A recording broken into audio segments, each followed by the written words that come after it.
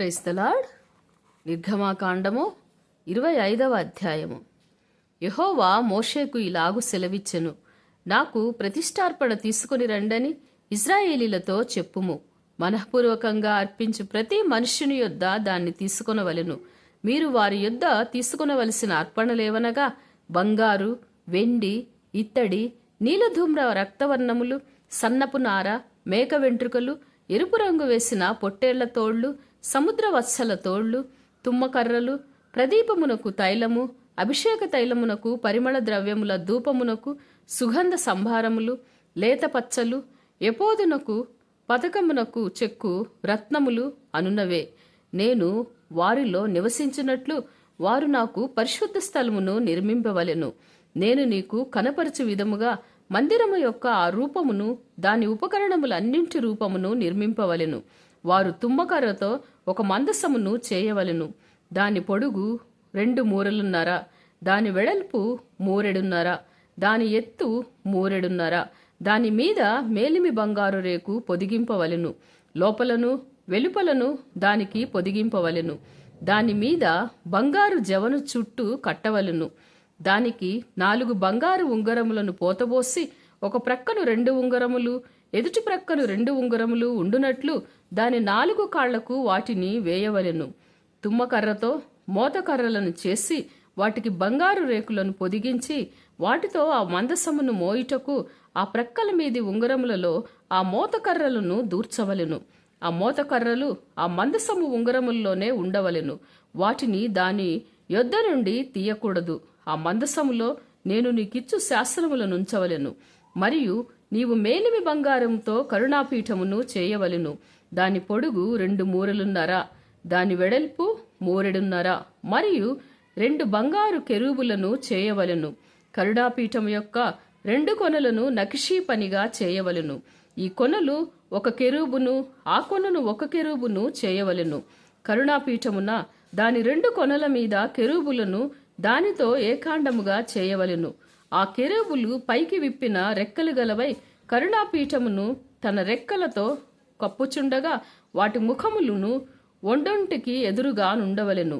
ఆ కెరూబుల ముఖములు కరుణాపీఠము తట్టు ఉండవలెను. నీవు ఆ కరుణాపీఠమును ఎత్తి ఆ మందసము మీద ఉంచవలెను. నేను నీకిచ్చు శాసనములను ఆ మందసములో ఉంచవలెను. అక్కడ నేను నిన్ను కలుసుకొని కరుణాపీఠము మీద నుండియు శాసనములు గల మందసము మీద నుండు 2 కెరూబుల మధ్య నుండియు నేను ఇశ్రాయేలీల నిమిత్తము మీకాజ్ఞాపించు సమస్తమును నీకు తెలియచెప్పెదను. మరియు నీవు తుమ్మకర్రతో ఒక బల్ల చేయవలెను. దాని పొడుగు 2 మూరలు, దాని వెడల్పు 1 మూర, దాని ఎత్తు 3 మూరెడున్నర. మేలిమి బంగారు రేకును దానికి పొదిగించి దానికి చుట్టూ బంగారు జవను చేయింపవలెను. దానికి చుట్టూ బెత్తెడు బద్దె చేసి దాని బద్దెపైనే చుట్టూను బంగారు జవ చేయవలెను. దానికి 4 బంగారు ఉంగరములను చేసి దాని 4 కాళ్లకుండు 4 మూలలలో ఆ ఉంగరములను తగిలింపవలెను. బల్ల మోయుటకు మోతకర్రలు ఉంగరములను బద్దెకు సమీపముగా ఉండవలెను. ఆ మోతకర్రలు తుమ్మకర్రతో చేసి వాటి మీద బంగారు రేకు పొదిగింపవలెను. వాటితో బల్ల మోయబడును. మరియు నీవు దాని పళ్ళెములను, ధూపార్తులను, గిన్నెలను, పానీయార్పణమునకు పాత్రలను దానికి చేయవలెను. మేలిమి బంగారుతో వాటిని చేయవలెను. నిత్యమును నా సన్నిధి రొట్టెలను ఈ బల్ల మీద ఉంచవలెను. మరియు నీవు మేలిమి బంగారుతో దీపవృక్షమును చేయవలెను. నక్షీ పనిగా ఈ దీపవృక్షము చేయవలెను. దాని ప్రకాండమును దాని శాఖలను నక్షీ పనిగా చేయవలెను. దాని కలశములు, దాని మొగ్గలు, దాని పువ్వులు దానితో ఏకాండమై ఉండవలెను. దీపవృక్షము యొక్క ఆ పక్క నుండి 3 కొమ్మలు, దీపవృక్షము యొక్క 2వ పక్క నుండి 3 కొమ్మలు, అనగా దాని ప్రక్కల నుండి 6 కొమ్మలు నిగుడవలెను.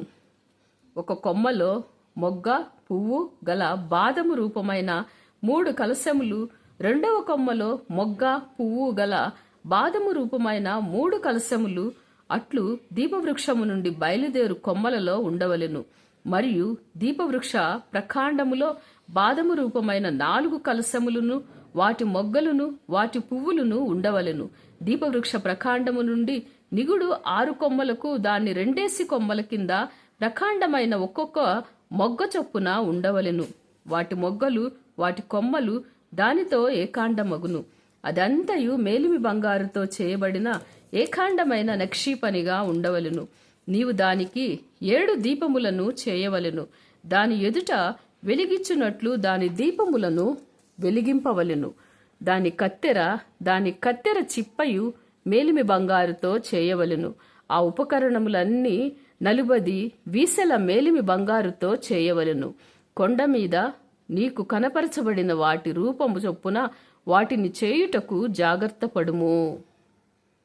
God bless you.